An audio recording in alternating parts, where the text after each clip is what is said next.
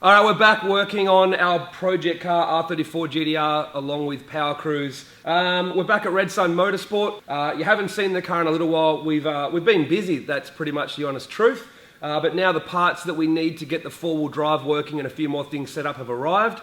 So tonight we're going to get the new custom front drive shafts in, get the front shaft in. We've got a few other little bits and bobs to tidy up. We need to hook up the gearbox oil cooler as well. So we're getting into it because Power plays this weekend. Let's go.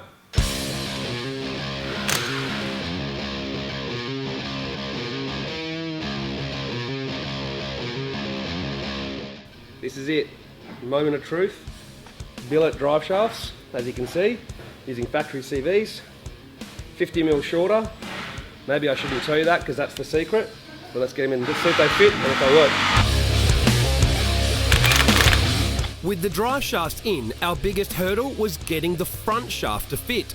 Chris from CS Engineering came up with an adapter to suit the R35 front diff, which would require a custom length front shaft.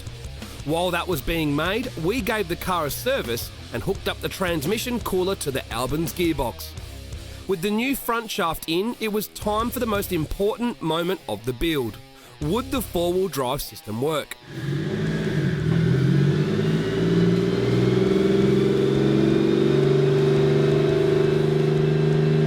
After a quick check over, the only real way to test if it works was on the road.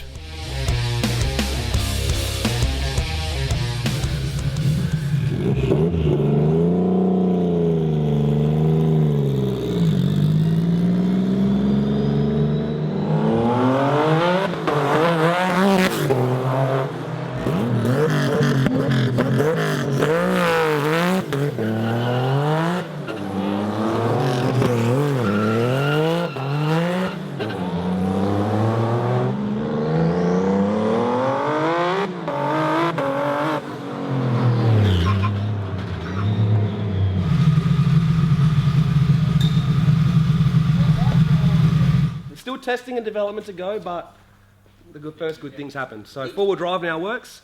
We've got to muck around with electronics a bit. It's not doing what it's supposed to do, so we have to look at a couple of things in maybe the wiring. But overall, well, it didn't blow any shafts apart. It just did a bunch of launches in a row and held together. That's good.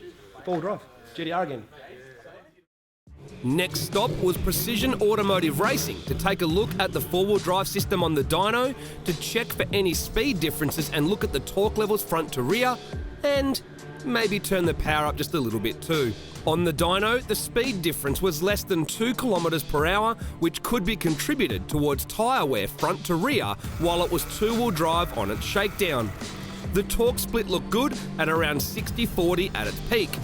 We also found that having four-wheel drive robbed us of around 20 horsepower compared to two-wheel drive, with our starting point on 15 psi now being a little under 540 wheel horsepower. As Aaron started to up the boost through the Howtech, we realised the 7 psi wastegate springs we currently had installed would need to be changed.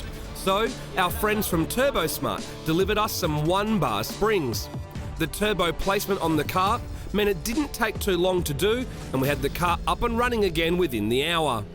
Boost was now easier to control, so Aaron upped it a little further.